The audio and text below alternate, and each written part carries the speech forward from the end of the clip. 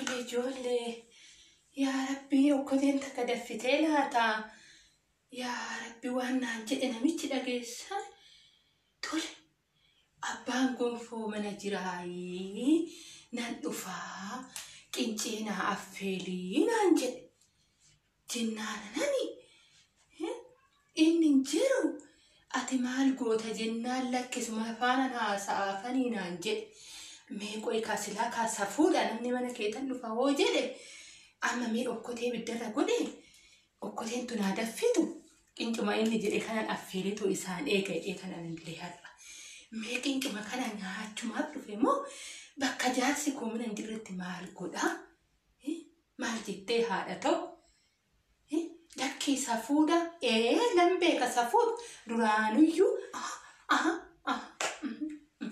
qoy yoodhani duraani taa'ee buna daffisu haati kooti fi abbaan koo dur jechuudha maal jedhanii isa yaadadde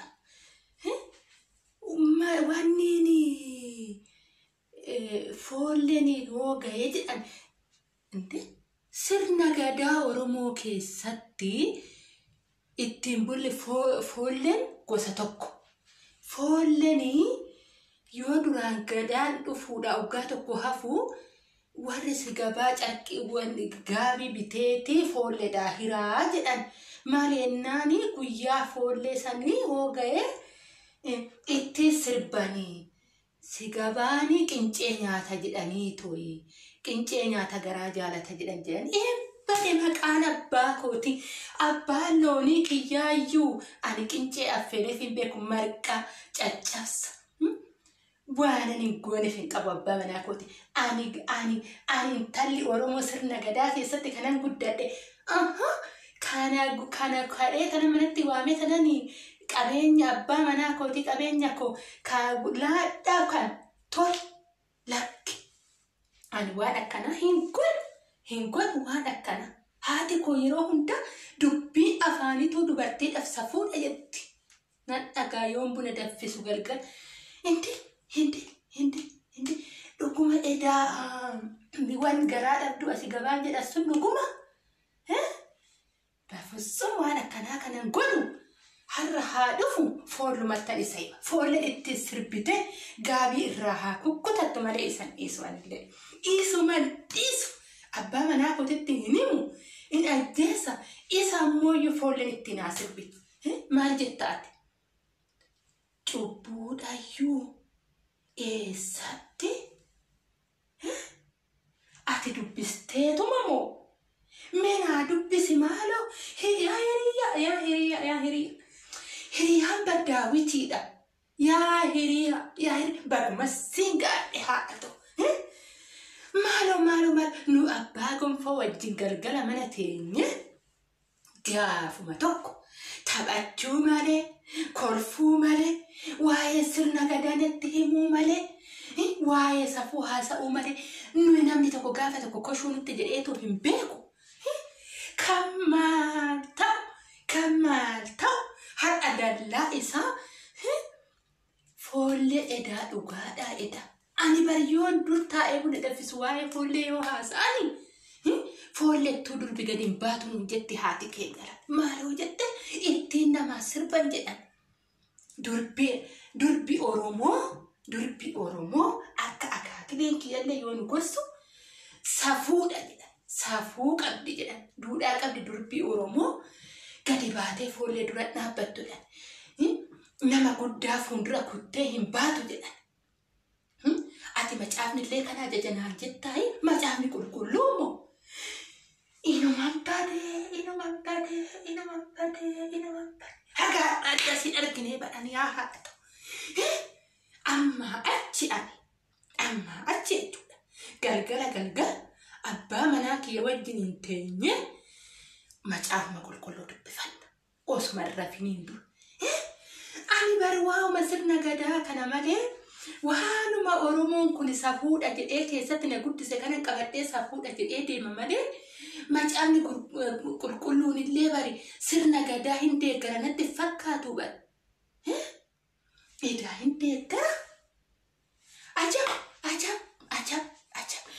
haadha too ati taa'ii har'a qinciman isaa godhu kan ani qinceedhaan godhu ani marqaa kana sii marqee tana elemtuuwwan kiyya mooyyuu ganama kanaan ila qoraaseetu wanni jedhetu jira aanna sanii buna sii daffisee tana buna dhunnee waa'ee keenya wajjin haasa'achaa turre atis kana mana keetii galtaa haadhatu ani maaloo kana maalittan quba sii qaba jetteet edaa kana inuman bade baguma sirna gadaa keessatti guddadhe baguma intala Oromoo ta'eetuma sirna gadaa keessatti guddadhe laadhani edaa wal qabatee deema edaa ani maarree macaafuma qulqulluudhaan addan baanee jechuudha ka waanuma natti maa guddadhillee bar waanuma kanaa bar Oromoon akkana Oromoo safuu beekaa intalli Oromoo takka nama kan arrabsitu dhiisii ol jetteetu nama laaltu safuudha jedhan ati immoo arrabni immoo maallaan jetta arrabni cubbuudha jetta hindi Oromoon kun duruma xintuma isaatirraa macaafa qulqulluu hin beeka jechuudha jedha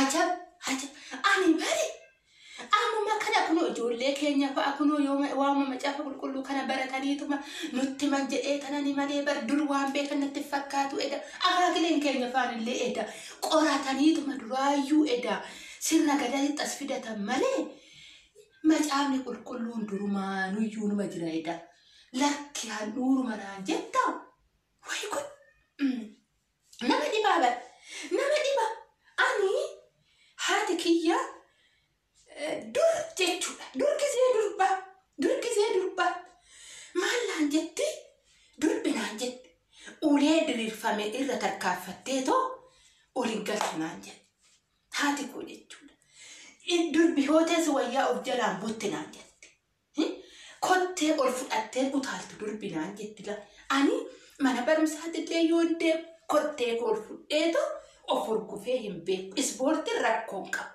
maalseen akkuma jedhamuttuyuu kabajaadha kun sirnattiin barannu waan ta'eef ispoortii nan hojjedha gudii kanaaman hojjedha mana barumsaa keessatti nan hojjedha garuu gaafa mana barumsaa kiyyaa bahe nama guddaa fuuldura hin darbu agasaan darbanitti dhaabbadhee tan eegaa ijoollee hiriyoota koohoo ta'an ijoollee xiqqoo ta'an malee nama guddaa ol jedhee hin laalu bishaanoo baadhee hubboo kiyyaa barjaa xiqqoo takkanaa kennanii tana ishiidhaan bishaan waraaba ishuma tanaayyuu namni maaloo garaa nama nyaatti hoonaan jedhan ati intala eenyutu hoonaan jedhan lakki rakkoo hin qabu jedhan namaa ol jedheellaa namni kun na eebbisa yaa intala safuu yaa intala duudhaa beektu rabbiis yaa eebbisu intala arraba dibbamtu nama kabajjinaan jedhan haati ko innatti gammaddi haati ko maal seete wanni natti gammadduuf haati kiyya wanni nu basaatti goonu gaafa tokko edaa warra bira hin qabu ani kaa homtuu nan argu jedhee toodoon balleesse gaafa tokko warra kiyyan arga waanuman gaarii godhu san dhaqanii warra kiyyatti manii beektu kanarraa kan ka'e warri kiyya maal naan jedhe nagalateeffatan yaan talatoo ati darbii deeminaan jedhan abbaan manaa kiyyallee maal naan jedhe intala ganama eebbifamte naan jedhe maalifan galgala abaara mareen talatoo abbaa manaa kiyya irratti qincee nyaachisaa kan badii bakuma nattuu himte ani bari keessummaa simadhaayii jedhan warri keenya ani maalan godhare akkuma intala Oromoo takkattan kaasee simadha jedhee tana dhokkotee irra godhe malee akka inni akkasi gabaa ta'u maalittan beeke foolleen itti sirbiti foollee warra si gabaa kan rabbiin kun nama haa baasu haadha ta'u maalli kisni akka kana maali durbitti takkan gadiin ta'anii haadha ta'u maali garaa du'aa jechuun maali manatti qopheessituu biyaati manaasa hin qopheessiti bara ganamuma kiskisiidha jetta dhuguma jette ganamuma rabbi nama haa tolchu hunduma nama haa tolchu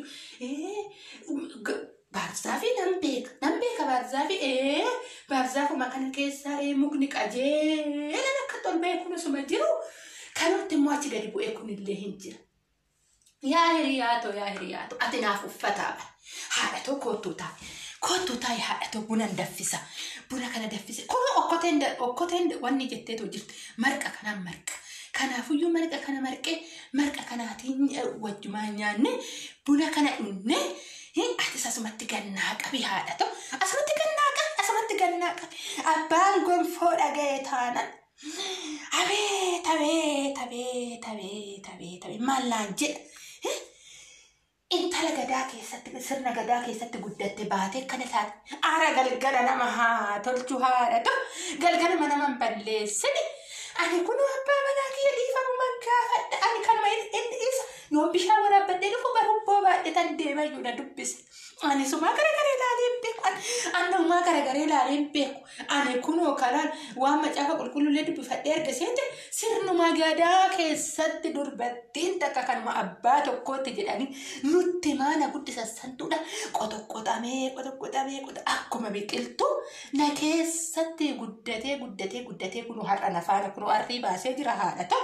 Maal ijoolleen kiyyaayyuu kunoo naan qixxooftee maaltu natti hafeetteeti haadhatoo. Ani waan akkanaa kanaayyuu hin beeku. Ani abbaa manaa kiyyaadhaan narraa taa'ee haadhatoo. Kunoo marqee jira haadhatoo taa'e. Naaf jiraadhu haadhatoo atuuyyuu baguma naa jiraatte waan biraa maalan jedhaa miti. Kana ushuma jedheetuma afaanuma kiyya kana qabadda. Maali safuun akka kanaa maa namni safuu wallaalee haadhatoo? Maali kun? Maali edaa Oromoo kana keessaa kan safuun beennillee jira. Ani akkuma kootitti kanan beeku hunduu namni Oromoo ta'e safuma beeka jedhee tanan haadhatoo. Safuma beeka jedhee tan edaa kan safuun beennillee jira. Ani bar nama arrabsanuu jedhee yaadu'an. Nama arrabsan maalseen keessawuu durbii Oromoo faayaa jedhan. Durbii Oromoo meeshaa faayaa keessaa tokko.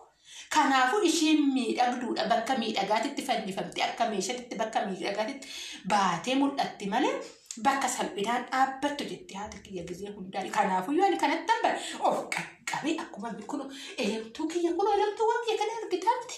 Akkuma elemtuuwwan kiyya kanatti of qaqqabaan kun argitu fuula kiyya akkatti inni babbareedu argite haadha tiyyannatti. Akkuma elemtuudhaan ilaali qoraasee cululuqse kanatti naan jette akkasumatti atillee umurii kee guutuu akkatti cululuqe. Atii fi meeshaan kun garaagarummaan qabdan. Elemtuu kana osoo qoraasuu baadhee hin daalachaa naan jette. Kanaafuu kan manatti maatu akkasumatti tan guddadhe kaa haadha koo. Maal jetta kaa kunoo kana fakkaata ati naa galatoomii asumatti gannaa qabissiin jedha. Guduma. Maal argisiis raajii arguu beera fuudhanii jedha kaakayyuun kiyya tokko yoo mammaa kujoo. Raajii arguu sila beerumte tu maal qabdii dulluma keessa waan baay'ee nama argisiisaa ijoollee. Ani wakka dulluma keessa kanan arga.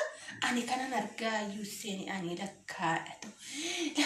Lakkee nama garrama kunisiin jedha kan waanuma gudiitiyyuu ajaa'ibu. Ani akkanaa iyyuu seeni haadhatoo. Kana waan cabaa kana achumatti gannaa qabi achumatti haashaffanamu achumatti haa taa'u meegaa gaafa tokko mee mana keetan dhufa akka tabarra godhi kana dubaraan laaqituma mee wajjin taphannaanillee wayin buqqeetti qabadhee dhufa mana kee haadhatu wajjin haasofna ammaaf nagaanaa ta'e kaa beenu kaa baqqaatillee turtee bulas dhunne mee marqaan kun akkamiin mi'aa.